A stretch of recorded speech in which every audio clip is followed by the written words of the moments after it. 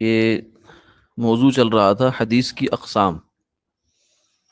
چونکہ کچھ دن گزر گئے بیچ میں، تو تھوڑا سا پیچھے سے اس کو جوڑ بٹھا لیں گے. حدیث کا جو دو چیزیں تھی، ایک متن ہوتا ہے اور ایک اس کی سند ہوتی ہے. متن تو وہ الفاظ ہوتے ہیں جو رسول اللہ صلی اللہ علیہ وسلم نے ارشاد فرمائے ہوتے ہیں، اور سند کہتے ہیں اس چین کو جس کے راستے سے ہم تک وہ حدیث پہنچتی ہے.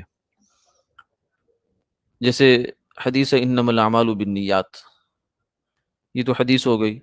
اور اس کو ایک صحابی نے روایت کیا، پھر تابعی نے کیا، پھر تبع تابعی نے کیا، پھر تبع تابعی سے نیچے چلی آئی بات، کرتے کرتے کرتے کرتے مثلا امام مالک تک پہنچی ہے، امام طحاوی تک ہے، امام بخاری تک ہے، ان حضرات تک، محدثین تک پہنچی ہے. تو یہ جو بیچ میں لوگوں کا واسطہ ہے اس کو سند کہتے ہیں. تو حدیث کی یہ جو قسمیں بیان ہو رہی ہیں، یہ با اعتبار سند کے بحث ہو رہی ہے. تو اس میں بنیادی طور سے دو قسمیں ہوتی ہیں حدیث کی. ویسے تو آپ اصول حدیث کی کتابیں اگر اٹھا کر دیکھیں تو اس میں تو بہت ساری قسمیں ہیں، لیکن ان کو اگر سمیٹا جائے یا یوں کہہ لیں کہ جن میں سے ہمارے سے زیادہ متعلق ہیں وہ دو قسمیں ہیں. ایک ہے متواتر اور ایک ہے خبر واحد. متواتر وہ ہے کہ وہ اتنے زیادہ سندوں سے یا اتنے زیادہ واسطوں سے ہم تک پہنچی ہے کہ اس کے بارے میں تقریباً یقین ہو جاتا ہے انسان کو کہ یہ بات صحیح ہے، غلط نہیں ہو سکتی. یعنی اس کے بیچ میں کوئی مسنگ نہیں ہے. دیکھیں جو حدیث ہے نا وہ تو صحیح صحیح ہوتی ہے، جو حضور نے ارشاد فرما دیا وہ تو اس میں تو کوئی شک نہیں ہوتا. یہ جو ہوتا ہے کہ سند کا مسئلہ وہ پھر راویوں کا مسئلہ ہوتا ہے. اس میں حدیث انڈائریکٹ زیر بحث آتی ہے، ڈائریکٹ نہیں آتی. ڈائریکٹ تو ہر حدیث صحیح ہے، لیکن جو ہم کہتے ہیں نا یہ حدیث صحیح ہے، یہ ضعیف ہے، یہ سند ہے، یہ موضوع ہے، وہ اس کی سند کے اعتبار سے بات ہو رہی ہوتی ہے. تو خیر متواتر جو ہے وہ ہے کہ جس کی اتنی زیادہ اسناد ہوں، یہ اتنے زیادہ ذرائع سے ہم تک پہنچی ہو. اس کی پھر آگے چار قسمیں ہم نے پڑھی تھی. ایک متواتر اسناد ہے، ایک متواتر طبقہ ہے، ایک متواتر عملی ہے، اور ایک متواتر قدر مشترک. یہ چاروں قسمیں ہم پڑھ چکے ہیں. آگے ہمارا چل رہا تھا خبر واحد کا، یہ دوسری جو قصہ ہے. تو زیادہ تر جو حدیثیں ہیں وہ خبر واحد ہیں، متواتر کم ہیں. زیادہ حدیثیں خبر واحد ہی ہیں. تو خبر واحد کا سٹیٹس کیا ہے شریعت کی نظر میں؟ اس میں یہ ہے کہ جتنی بھی امت ہے، جمہور امت، جس میں جمہور کا مطلب ہوتا ہے میجورٹی، جو بڑی اکثریت ہے امت کے علماء کی، وہ اس بات کے قائل ہیں کہ خبر واحد جو ہوتی ہے یہ حجت ہے.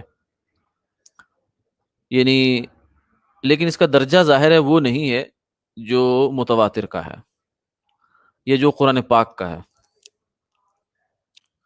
جو درجہ قرآن پاک کا ہے وہ، یا جو درجہ خبر متواتر کا ہے وہ درجہ خبر واحد کا نہیں ہے. لیکن ایسا بھی نہیں ہے کہ خبر واحد بالکل فارغ ہو. اسی میں پھر آگے جو تقسیم چلتی ہے نا، صحیح کی، ضعیف کی، یہ اسی میں چلتی ہے پھر آگے. تو یہیں سے کچھ لوگ جدا ہو گئے جاتے ہیں امت سے، جن میں سے ایک آج کے جو ایک معروف فتنہ ہے ہمارے زمانے کا، جاوید احمد غامدی ہیں.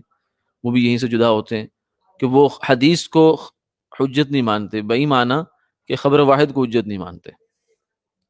وہ ان چیزوں کو تو کسی حد تک مانتے ہیں. یہ جو ہے متواتر کی جو تیسری قسم ہے، جو دوسری قسم ہے، وہ کہتے ہیں کہ دین وہ جو ہمیں پریکٹس میں ہمارے سامنے ہے وہ تو ٹھیک ہے، لیکن اس کے علاوہ جو حدیث کی کتابوں میں حضور صلی اللہ علیہ وسلم کے فرامین ارشادات ہیں، جن کو بالعموم خبر احاد کہا جاتا ہے، وہ خبر احاد جنہیں بالعموم احادیث کہا جاتا ہے، ان سے دین میں کسی عقیدے یا عمل کا اضافہ نہیں ہوتا. کیونکہ دین کی کوئی بھی چیز ہے وہ یا تو آپ کو عقیدہ بناتی ہے یا آپ کے عمل میں آپ کو کوئی فائدہ دیتی ہے. تو وہ کہتے ہیں کہ حدیث سے گویا کہ نہ عمل کا تعلق ہے نہ عقیدے کا تعلق ہے. تو خبر واحد مراد ان کی خبر واحد ہوتی ہے. تو گویا کہ کہنے کی بات یہ ہوئی کہ انہوں نے پھر اس لحاظ سے جو تقریباً جو سمجھے کہ 95 کے راؤنڈ اباؤٹ حدیثیں جو ہیں اس کا انکار ہے. ہاں یہ ضرور ہے کہ جہاں ان کو اپنے مطلب کے لیے جو انہوں نے قرآن سے اپنے ذہن سے ایک چیز سمجھی اس کے مطابق ایک حدیث نظر آئی تو اس کو کوٹ کر دیں گے اپنی کتاب میں. جی نہیں نہیں، 95% کہہ رہا ہوں، 95% تقریباً ایسی ہی ہیں. تو غامدی صاحب نے اس کا انکار کیا تو گویا کہ تقریباً حدیث کا انکار ہے. ہاں یہ ضرور ہے کہ وہ کہیں کہ آپ کو نظر آئے گا، آپ کہیں گے جی ہم مفتی صاحب آپ تو کہہ رہے ہیں کہ غامدی صاحب حدیث نہیں مانتے، وہ تو فلاں بیان میں نے سنا اس حدیث کا ریفرنس دے رہے تھے، بخاری میں آیا، مسلم میں آیا، کوٹ کر رہے تھے حدیث. تو وہ اس وقت دیتے ہیں جب وہ حدیث ان کے موافق آ رہی ہو. ان کو اپنا جو انہوں نے ایک نظریہ بنا لیا نا قرآن سے یا جس سے بھی چیز، قرآن کو ضروری نہیں ہے، قرآن کو بھی توڑ موڑ کے اپنے نظریے کے لیے لے آتے ہیں، جو ان کے ذہن میں بات آ گئی بہرحال کسی وجہ سے بھی، اس کے مطابق جو حدیث ان کو مل گئی اس کو وہ کوٹ کریں گے، شوق سے کریں گے، اور اس لیے بھی کریں گے تاکہ لوگوں کو اوپر میرا جو امیج ہے وہ بھی ٹھیک رہے کہ میں حدیث کا انکار نہیں کرتا. ورنہ انہوں نے اپنی کتاب کے شروع میں جو لکھا ہے اصول دین، اس کا کیا نام اس کا کی کتاب میزان، میزان کے نام سے، اس کے شروع میں بہت کلیئر کٹ لکھا ہوا ہے، اصول مبادی میں آپ اٹھا کر دیکھ لیں تو بہت واضح لکھا ہوا ہے کہ وہ اخبار احاد جنہیں بالعموم حدیث کہا جاتا ہے، ان سے دین میں کسی بھی عقیدے یا عمل کا اضافہ نہیں ہوتا. یہ تو وہ کہتے یہ ہیں کہ یہ جو خبر واحد ہوتی ہے نا، یہ ظن ہوتی ہے. ٹھیک ہے، ان کی جب آپ آگے ڈبیٹ میں جائیں یا مکالموں میں جائیں ان سے بات کریں تو کہتے ہیں خبر واحد تو ظنی ہوتی ہے، کیونکہ تمہاری خود کتابوں میں لکھا ہوا ہے، اصول فقہ کتابوں میں، فلاں کتاب میں، فلاں کتاب میں، کہ خبر واحد ظن ہوتی ہے. وہ ظن ہوتا ہے گمان. یا ایھا الذین آمنوا اجتنبوا کثیرا من الظن، اے ایمان والو ظن سے بہت زیادہ بچو، ان بعض الظن اثم، کیونکہ بعض گمان گناہ ہوتا ہے. گمان تو کہتے ہیں پھر گمان تو کوئی چیز نہیں ہوتی. تو یہ ایک مغالطہ ہے جو آج کی ہماری جو بحث ہے اس کا پس منظر سمجھنے کے لیے ضروری تھا، تاکہ اس پس منظر کو سامنے رکھ کے ہم اس کو دیکھیں گے کہ یہاں جو گمان کا لفظ استعمال ہو رہا ہے کس معنی میں استعمال ہو رہا ہے. یا ظن کا لفظ، گمان کا تو خیر نہیں، گمان ترجمہ اس کا ٹھیک نہیں ہے، اردو میں اس کا ترجمہ گمان ہوتا ہے، ورنہ ظن ایک علمی اصطلاح ہے. اس کا مطلب یہ ہوتا ہے کہ یہ تقریباً یقین ہوتا ہے، یہ تقریباً یقین ہوتا ہے، شک نہیں ہوتا اس میں. گمان تو ایک ویسے شک کی بات ہوتی ہے نا، یہاں جو ظن کا مطلب ہے وہ ہے کہ تقریباً یقینی ہے بات. جیسے میں نے پچھلی دفعہ مثال بھی دی تھی پچھلے ایک سبق میں کہ دنیا کا جتنا کاروبار بھی ہے وہ اسی پر چل رہا ہے، خبر واحد پہ چل رہا ہے. اس کے لیے کوئی پروف، کوئی ثبوت اس طرح کے نہیں مانگے جاتے. جیسے آپ نے کسی ملازم کو بھیجا کہ جاؤ گھر سے کھانا لے آؤ، یا گھر سے فلاں چیز لے آؤ، فلاں گاڑی کی چابی لے کے گاڑی میرے پاس لے آؤ. تو اب گھر والے کہیں جی ہمیں کیا خبر کہ آپ کو جو ہے سیٹھ صاحب نے بھیجا ہے، ہمیں کیا خبر، تم تو اکیلے آدمی ہو جو کہہ رہے ہو مجھے اس نے بھیجا ہے، لہذا ہم نہیں چابی دیتے، دو گواہ لے کے آؤ. تو دنیا کا سسٹم تو ایک دن میں بیٹھ جائے گا اگر آپ اس طریقے سے چلنے کی کوشش کریں گے، اور ہر چیز میں اتنا یقین ڈیمانڈ کریں گے، اتنا یقین ڈیمانڈ کریں گے جتنا بہت ہائی فائی چیزوں میں چاہیے ہوتا ہے. شریعت میں ہر چیز کو درجہ دیا گیا. اب دیکھیں زنا ہے، زنا کی شہادت اس کے لیے ایک بندہ کافی نہیں ہے، دو بھی کافی نہیں ہے، چار آدمی چاہیے، اور وہ بھی بڑی ٹھیک ٹھاک طریقے سے. اس کی آگے تفصیل بھی آپ پڑھ لیں گے اس میں، بہشتی زیور میں آج آگے مسائل کی کتاب میں. اور کیونکہ معاملہ بڑا سنگین ہے اس لیے اس میں جو علم کا ذریعہ ہے وہ بہت بہت سالڈ مانگا گیا، بہت ٹائٹ کر دیا گیا کام کو. لیکن اگر کوئی ویسے مالی معاملہ ہے، قتل ہو گیا مثلا، یہ اس سے کم درجے کی چیز ہے، تو اس میں دو گواہ کافی ہیں، چار نہیں مانگے. اور اس کے علاوہ کوئی اور مسئلہ ہے، مثلا چھوٹی بات ہے جیسے کہ فلاں بچہ فلاں عورت کا ہی ہے، اس کے لیے دائی کی شہادت بھی کافی ہے.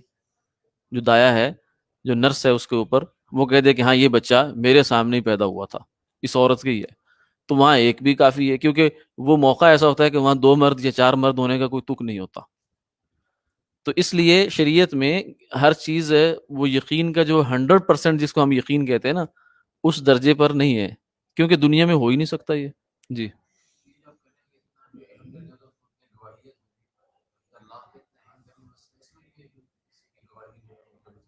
یہ اہم، طلاق کا مسئلہ اہم ہے یا نہیں ہے یہ ہم نے نہیں دیکھنا، یہ شریعت نے بتانا ہے. جب شریعت نے اس میں گواہی ریکوائر نہیں کی تو اس کا مطلب شریعت کی نظر میں اہم نہیں ہے. نکاح اہم تھا، وہاں ریکوائر کر لی. نکاح بغیر گواہوں کے نہیں ہوتا، وہاں دو گواہ مانگے شریعت نے، وہاں کر لی. طلاق میں کوئی گواہ نہیں ہے، پوری امت کا اس پر اتفاق ہے کہ طلاق میں گواہ نہیں ہے سب کا. شاید شیعہ اہل تشیع کا شاید اختلاف ہو، مجھے کنفرم نہیں ہے، لیکن باقی کسی کا نہیں ہے۔ اچھا خیر، تو اصل جو قابل غور اس میں پوائنٹ کی بات ہے وہ یہ ہے کہ یقین کا وہ درجہ، یعنی ہم ایک اپنے ذہن میں پہلے ایک یقین ہوتا ہی ہے۔ آج کل کے زمانے میں ایک بڑا فتنہ یہ ہے، دین کے فہم میں جو چیزیں خراب کر رہی ہیں نا، ہمارا دینی فہم، دین ہمیں اس طریقے سے سمجھ میں نہیں آ رہا جس طریقے سے ہمارے 1400 سال سے امت سمجھتی آئی ہے۔ اس کی وجہ یہ ہے کہ ہم نے کچھ پیرامیٹر غلط سیٹ کر لیے ہیں اپنے دماغوں میں، دین کے لیے غلط پیرامیٹر سیٹ کر لیے ہیں، جس کے نتیجے میں ہمیں دین ہضم نہیں ہو پا رہا۔ تو ان میں سے ایک یہ بھی مسئلہ ہے کہ غامدی صاحب نے یا اور اس فکر کے جو لوگ ہیں انہوں نے کہا جی دین جو ہے نا یہ تو قطعی ہوتا ہے، قطعی کا لفظ ہوتا ہے فائنل اتھارٹی، حتمی، یہ وہ فلاں، اس کا ایک پیرامیٹر سیٹ کیا، اور پھر کہا جی قرآن تو قطعی ہے اور حدیث جو ہے وہ تو ظنی ہے، لہذا حدیث کو دین سے نکال دو۔ یہ انہوں نے ایک بنیادی غلطی کی ہے۔ یہ ایسے ہی ہے جیسے آپ کہیں جی جناب دنیا کے سارے معاملات جو ہے نا وہ تو یقین پہ چلنے چاہیے، گمان پہ نہیں چلنا چاہیے، گمان تو بڑی بری چیز ہوتی ہے، قرآن کہتا ہے گمان سے بچو۔ لہذا نتیجہ یہ ہے کہ دنیا کے ہر معاملے میں آپ اعلیٰ درجے کے یقین مانگیں جب جا کے کام کریں۔ اس لیے آپ اپنے ملازم کی بات پر اعتماد نہیں کر سکتے، وہ ایک آدمی ہے، اور ایک آدمی کی بات جو ہے نا وہ یقین کا فائدہ نہیں دیتی۔ خبر واحد ہے، واحد کا مطلب ایک، خبر ایک آدمی کی بات، خبر واحد کا ترجمہ ایک آدمی کی بات۔ تو اس لیے یہ غیر معقولیت ہے، یعنی ہے بڑی اچھی، بعض باتیں بڑی اپیل کرتی ہیں، اپیلنگ ہوتی ہیں، لیکن نتیجہ ان کا بڑا خراب ہوتا ہے۔ جن میں سے ایک یہ بھی ہے جو غامدی صاحب نے دین کا یہ تصور جنریٹ کیا کہ دین وہ ہوتا ہے جو قطعی ہوتا ہے، اور قطعی چونکہ صرف قرآن ہے، اور حدیث چونکہ قطعی نہیں، لہذا وہ دین نہیں ہے، خلاص۔ ابھی جواب یہی ہے کہ یہ تمہاری بے اصولی ہے، یہ تم نے جو دین کے لیے یہ پیرامیٹر سیٹ کیا یہ کہاں سے کیا تم نے، اس کا سورس کیا تمہارے پاس؟ ٹھیک ہے، نہ یہ دین میں یہ اصول چل سکتا ہے، نہ دنیا میں یہ اصول چل سکتا ہے۔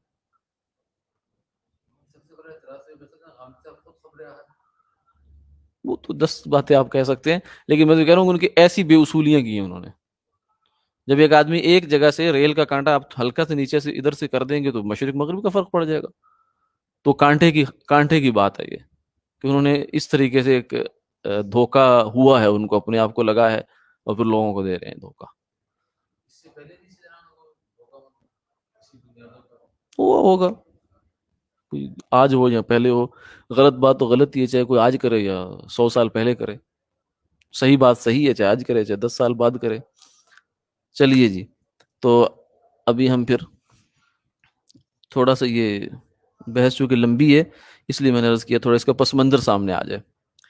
تو وہ خبر و حدیث جس کو نقل کرنے والے ہر دور میں، خبر واحد کا جو ہیڈنگ ہے اس کے نیچے دیکھیں گے، وہ خبر اور حدیث جس کو نقل کرنے والے ہر دور میں یا کچھ ادوار یا کسی ایک دور میں حد تواتر سے کم ہو گئے، خواہ وہ ایک رہا یا دو رہا یا تین رہے یا تین سے بھی زیادہ رہے لیکن تواتر کو نہیں پہنچا، تو اسے خبر واحد کہا جاتا ہے۔ اب اس میں یہ دیکھا جاتا ہے کہ اگر خبر دینے والے قابل اعتماد اور ثقہ لوگ ہوں تو سننے والے کو ان کی کہی ہوئی وہی قابل اعتماد ہے، چونکہ عربی کا لفظ ہے تو اردو میں اس کا ترجمہ بھی ساتھ کر دیا تاکہ سمجھ میں آ جائے۔ بھروسہ، ثقہ بھروسہ کو کہتے ہیں،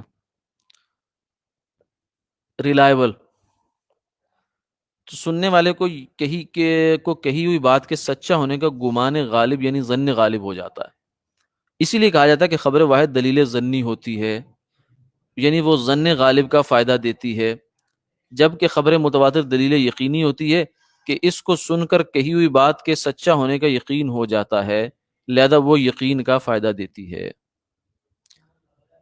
تو اس میں جو ہے نا ایک بات اور سمجھ لیجئے کہ جو خبر واحد ہے اس کے بارے میں ایک طرز عمل تو آپ کے سامنے پیش کر دیا غامدی صاحب کا جو یا ان کی فکر کا ہے، اور دوسرا طرز عمل جو ہے نا وہ ہمارے ہاں اہل حدیث فکر ہے۔ جو اہل حدیث حضرات ہیں وہ خبر واحد کو بھی حجت مانتے ہیں، لیکن وہ اس کو ایسے ہی مانتے جیسے قرآن ہے، وہ اس تکلف میں نہیں پڑتے کہ یہ ظنی ہے یا قطعی ہے، ٹھیک ہے۔ لیکن جو ہمارے جمہور امت ہیں وہ کہتے ہیں کہ نہیں، انزل الناس منازلہم لکل مقام مقال، ہر چیز کو ایک لاٹھی سے نہیں ہانکنا چاہیے، ہر چیز کا اپنا درجہ ہے۔ قرآن کا اپنا درجہ ہے، حدیث کا اپنا درجہ ہے، نہ اس کو اتنا نیچے لاؤ کہ بالکل اس کو اعتبار سے خارج کر دو، نہ اس کو اتنا اوپر لے جاؤ کہ وہ قرآن کے بالکل اس پہ چلی جائے، تو یہ درست نہیں ہے۔ اصل یہ ہے کہ حدیث جو خبر واحد ہے یہ ظنی ہوتی ہے، تو یہ عمل کا فائدہ تو دے گی آپ کو، لیکن عقیدے کا فائدہ نہیں دے گی۔ دو چیزیں الگ الگ کر دی، دین میں ایک عقیدہ ہے، ایک عمل ہے، تو خبر واحد عقیدہ اسے ثابت نہیں ہوگا، ٹھیک ہے، کیونکہ یہ قطعی نہیں ہے، اور چونکہ بالکل فارغ بھی نہیں ہے، ظن غالب کا فائدہ دیتی ہے، اس لیے عمل میں وہ پورا قائم کرے گی۔ چنانچہ یوں ایک آسان لفظوں میں کہہ سکتے ہیں، قرآن سے مثلا اگر فرض ثابت ہوتا ہے تو خبر واحد سے واجب ثابت ہو جائے گا۔ واجب اور فرض میں پریکٹیکلی کوئی فرق نہیں ہوتا، عملاً آپ کو دونوں ہی کرنے ہوتے ہیں، اگرچہ دونوں کے ویسے اپنے سٹیٹس میں فرق ہوتا ہے۔ آپ نے اس میں بھی پڑھا ہوگا مسائل بیسک زیور کے شروع میں، جب وہ اصطلاحات کا چیپٹر آیا تھا تو اس میں فرض، واجب، قطعی، ظنی یہ چیزیں آئی تھی، تو یہ بحث اس کے ساتھ تعلق رکھتی ہے۔ تو عام امت نے، جس میں حنفی، مالکی، شافی، حنابلہ جو ہیں، وہ اس میں تینوں ائمہ اربعہ ہیں، وہ یہ کہتے ہیں کہ خبر واحد جو ہے وہ ظن غالب کا فائدہ دیتی ہے، لہذا اس سے عمل کرنا ضروری ہوتا ہے اس پر، یوں کہہ لیں، یعنی عمل کرنا ضروری ہوگا، عقیدہ رکھنا ضروری نہیں ہوگا۔ وہ تو اس کا عقیدہ بھی منوا دیتے ہیں، عقیدے کے بھی چلے جاتے ہیں، یہ فرق ہوتا۔ تو اس سے آپ کو شاید اب بات اور واضح ہو گئی ہوگی۔ ہاں، متواتر سے یا قرآن پاک سے، عقیدہ قطعی چیز سے بنتا ہے، قطعی سے، تو متواتر قطعی ہوتا ہے، قرآن پاک قطعی ہے، تو اس لیے عقیدہ ہے۔ لیکن قرآن پاک کے قطعی ہونے کے بارے میں بھی ذہن میں بتا دوں، قرآن پاک کے قطعی ہونے کا مطلب یہ ہے، قطعی کی پھر دو صورتیں ہوتی ہیں، ایک ہوتا ہے قطعی الثبوت، ایک ہوتا ہے قطعی الدلالہ۔ تو قرآن پاک جو ہے قطعی الثبوت تو سارے کا سارا ہے، یعنی اس کا ہر لفظ من جانب اللہ ہے، یہ بات طے شدہ ہے، اس میں کوئی ڈاؤٹ نہیں ہے۔ لیکن الفاظ کا مطلب کیا ہے، اس میں فرق ہو سکتا ہے، اختلاف ہو سکتا ہے، رائے مختلف ہو سکتی ہے۔ کچھ الفاظ وہ ہیں کہ جن کے مطلب بالکل کلیئر کٹ ہیں، اس پر امت کا اجماع بھی ہے، وہ قطعی الدلالہ ہیں، تو وہ اصل قطعی وہ ہیں۔ کچھ الفاظ ایسے ہیں قرآن پاک میں کہ جہاں، یہ ہم اس میں مزید اگلے چیپٹر جو آئے گا نا ہمارا اصول فقہ کا، یہاں وہاں کی بحث ہے، لیکن میں نے کہا کسی کے ذہن میں غلط فہمی نہ آ جائے، تو قرآن پاک دلالت کے لحاظ سے سارا قطعی نہیں ہے۔ غامدی صاحب ایک بے اصولی یہاں یہ بھی کرتے ہیں، وہ کہتے ہیں کہ قرآن پاک سارا کا سارا دلالتاً بھی قطعی ہے، یعنی جس لفظ کا جو مطلب ہے وہی ہے، بس جو میں مطلب کہہ رہا ہوں یہ یہی ہے فائنل، اس کے علاوہ کوئی دوسرا مطلب اس کا ہو ہی نہیں سکتا۔ لیکن یہ ان کی قطعیت ایسی ہے کہ خود ان کے جو استاد ہیں فراہی، نہ وہ امین حسن اصلاحی، تدبر قرآن والے، وہ بھی اسی فکر کے حامل ہیں، وہ بھی کہتے ہیں پورا قرآن قطعی الدلالہ ہے، غامدی صاحب بھی کہتے ہیں قطعی الدلالہ ہے۔ پھر ان کا آپس میں اختلاف بھی ہو گیا، قرآن پاک میں کلالہ کے مسئلے میں اختلاف ہوا، ایک کہتا ہے حجت قطعی سے یہ بات ثابت ہے، دوسرا کہتا ہے دلیل قطعی سے یہ بات ثابت ہے، اور دونوں باتیں علیحدہ علیحدہ ہیں، استاد کچھ کہہ رہا ہے، شاگرد کچھ کہہ رہا ہے، دونوں قطعی ہیں، تو حجت قطعی آپس میں لڑ پڑی ہے ان کے بیچاروں کی۔ ایسی بے اصولی تو پھر بے اصولی ہوتی ہے، کچھ عرصہ تو چلتی، آگے جا کے پھر گل کھلانا شروع کر دیتی ہے، تو خیر ان کی ایک بے اصولی یہ بھی سامنے آ گئی۔ بہرحال ہمارا جو اپنا موقف ہے ہم تو اس کو دیکھیں گے، اس لیے کہا جاتا ہے کہ خبر واحد دلیل ظنی ہوتی ہے، یعنی ظن غالب کا فائدہ دیتی ہے، جبکہ خبر متواتر دلیل یقینی ہوتی ہے کہ اس کو سن کر کئی ہوئی بات کے سچا ہونے کا یقین ہو جاتا ہے، لہذا وہ یقین کا فائدہ دیتی ہے۔ اب مسئلہ وہی جو عرض کیا تھا کہ کچھ لوگ گمان یا ظن کے لفظ سے غلط فائدہ اٹھاتے ہیں، تو اس کی ذرا تھوڑی تفصیل ہو جائے۔ لفظ ظن کا استعمال قرآن پاک میں، لفظ ظن کا استعمال تین معنوں میں ہوا ہے، نمبر ایک یقین، نمبر دو گمان غالب، نمبر تین اٹکل اور بے سند خیال۔ یقین کے معنی میں جو استعمال ہوا وہ تو یہ ہے، سورہ بقرہ آیت نمبر 46 ہے، وَإِنَّهَا لَكَبِيرَةٌ إِلَّا عَلَى الْخَاشِعِينَ الَّذِينَ يَظُنُّونَ أَنَّهُمْ مُلَاقُو رَبِّهِمْ وَأَنَّهُمْ إِلَيْهِ راجعون، اور بے شک وہ نماز دشوار ضرور ہے مگر خاشعین پر جو یقین رکھتے ہیں کہ وہ اپنے رب سے ملنے والے ہیں۔ ظاہر ہے کہ یہ جو نماز ہلکی ہو رہی ہے، بھاری نہیں ہے، وہ کن لوگوں پر جو یقین کے اعلیٰ درجے پر ہیں، ایمان کی اعلیٰ سطح پر ہیں، تو لفظ یہاں استعمال کیا ہوا ہے یظنون، تو یہاں ظن بمعنی گمان نہیں ہے، یعنی ان کو کیا ڈاؤٹ ہے اللہ تعالیٰ سے ملنے میں؟ نہیں، تو یقین کے اعلیٰ سطح پہ پہنچے ہوئے ہیں۔ لیکن لفظ پھر بھی ظن کا استعمال ہوا، تو اس کا مطلب یہ ہے کہ لفظ ظن یہ یقین کے معنی میں بھی استعمال ہوتا ہے۔ اور دوسرا اس کا معنی ہے گمان غالب، یعنی جو 50% سے زیادہ ہوتا ہے رجحان، کہتے ہیں یار میرا زیادہ جو خیال ہے نا وہ یہی ہو رہا۔ جیسے ہم نماز میں لفظ یہ استعمال کرتے ہیں وہاں پر کہ آپ کو 3 رکعت ہونے میں یا 4 رکعت ہونے میں اگر شک ہو گیا تو آپ دیکھیں کہ آپ کا زیادہ رجحان کدھر جا رہا ہے، جو آپ کا زیادہ رجحان ہو بس اس پہ عمل کر لیں، تو اسے زیادہ رجحان جو ہوتا ہے نا اس کو گمان غالب کہتے ہیں۔ تو گمان غالب کے معنی میں بھی استعمال ہوتا ہے ظن کا لفظ، جیسے لولا اذ سمعتموہ ظن المؤمنون والمؤمنات بانفسهم خیرا، سورہ نور ہے آیت نمبر 12۔ جب تم نے وہ بات سنی تو مومن مردوں اور مومن عورتوں نے آپس والوں کے ساتھ نیک گمان کیوں نہ کیا؟ تو یہاں ظن غالب کرنا چاہیے تھا، کیونکہ یہ وہ والی قصے کی کہانی وہ چل رہا قصہ جس میں قصہ افک ہوا تھا سید عائشہ رضی اللہ تعالیٰ عنہ پر، جو تہمت لگائی منافقین نے، تو اس موقع پر قرآن نے بعد میں جو براءت نازل کی تو اس میں لوگوں کو تنبیہ کی کہ تم نے نیک گمان کیوں نہ کیا۔ یعنی ہو سکتا تھا نا کہ ایک آدمی غیر جانبدار ہو، وہ کہ جی مجھے نہیں پتا، میں کچھ نہیں کہہ سکتا، ہو سکتا ہے میں بھی ہو سکتا ہے ایسا ہوا ہو، یہ الزام سچا ہو سکتا ہے جھوٹا ہو، تو میں تو 50-50 پہ کھڑا ہوں۔ تو قرآن کہہ رہے ہیں نہیں، یہ نہیں، تم اس معاملے میں تم نے ادھر رجحان کیوں نہیں کیا، اس پر تنبیہ ہو رہی ہے۔ چاہے تم 100% نہیں کر سکتے لیکن ظن خیر تو کر سکتے تھے، نبی کی بیوی ہے، نبی کا گھرانہ ہے، تمہیں ظن خیر کیوں نہیں کیا تم نے؟ اس پر بھی گویا کہ ان کو جھنجھوڑا جا رہا ہے۔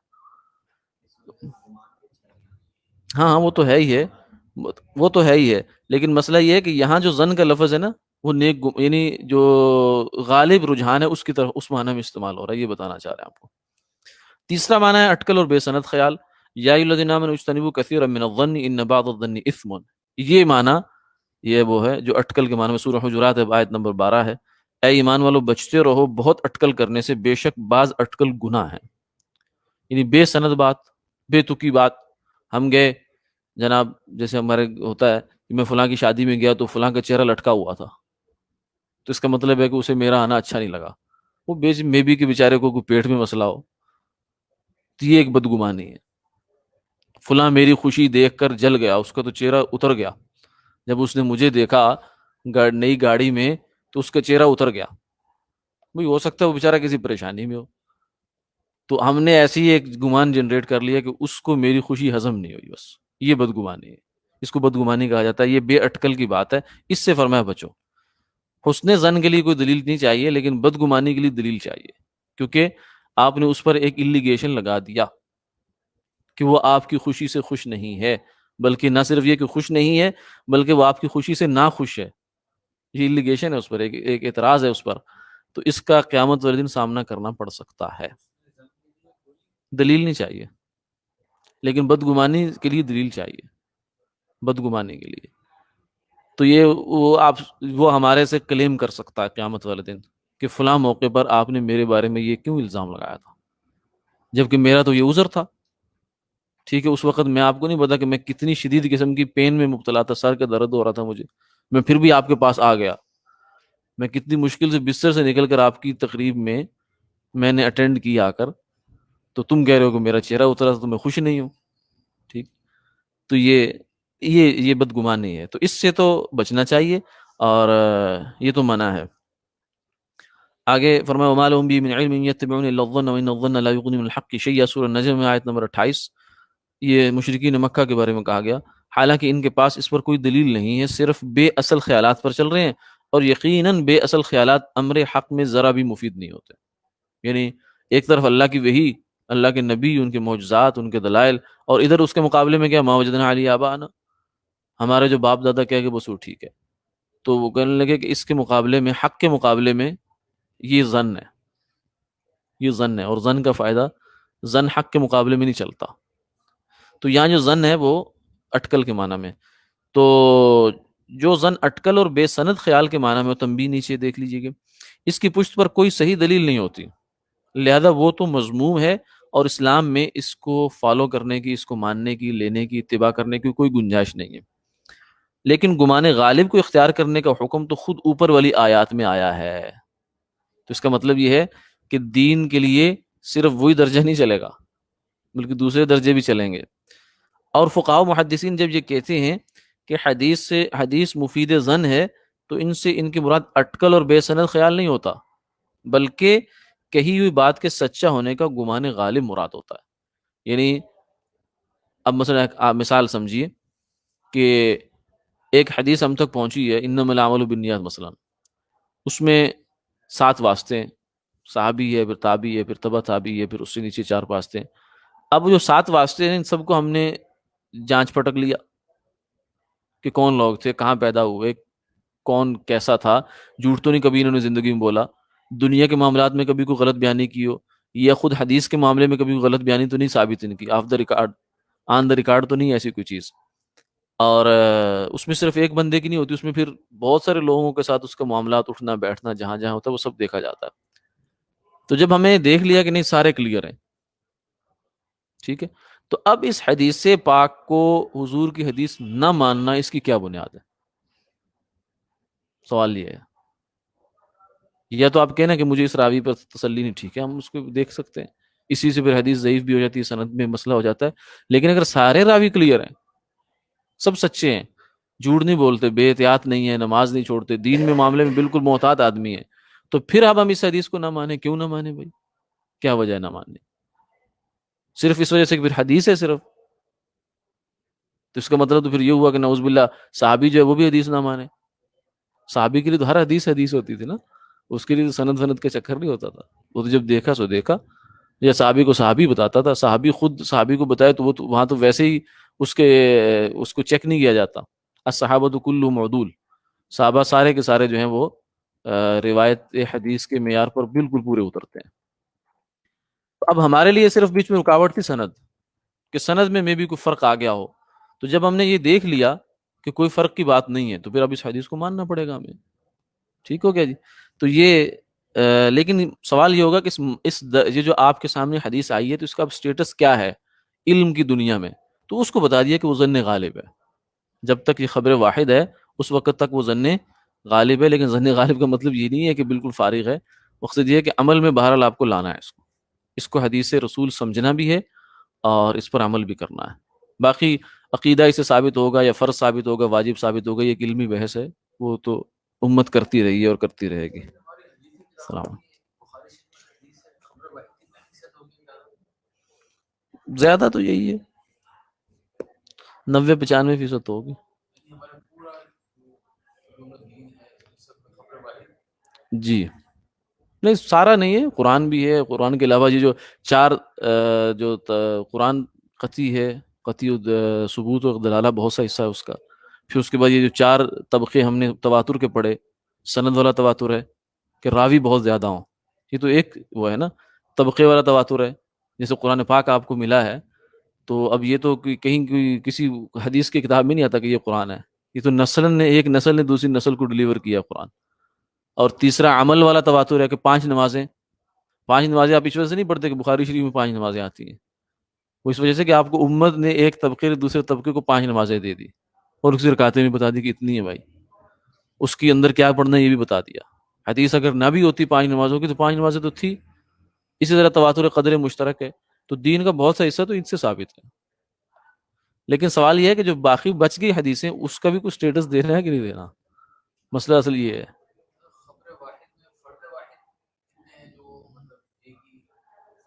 وہ آگے ہیں، اس میں تفصیل کی بھی ہے، مجھے یاد بھی نہیں ہے، اور ہماری زیادہ اس میں دلچسپی کا یہ موضوع بھی نہیں ہوتا. ویسے ہے حدیثوں کے الگ الگ تقسیم، 100 کے قریب، خبر واحد کے آگے 100 کے قریب قسمیں ہیں. ہر اس پہلو سے دیکھے تو یہ نام ہے اس کا، اس پہلو سے دیکھو تو یہ نام ہے، اس پہلو سے دیکھو تو یہ نام ہے.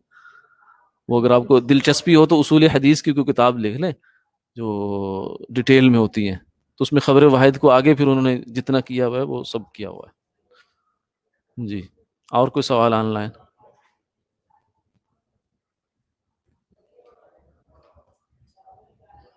السلام.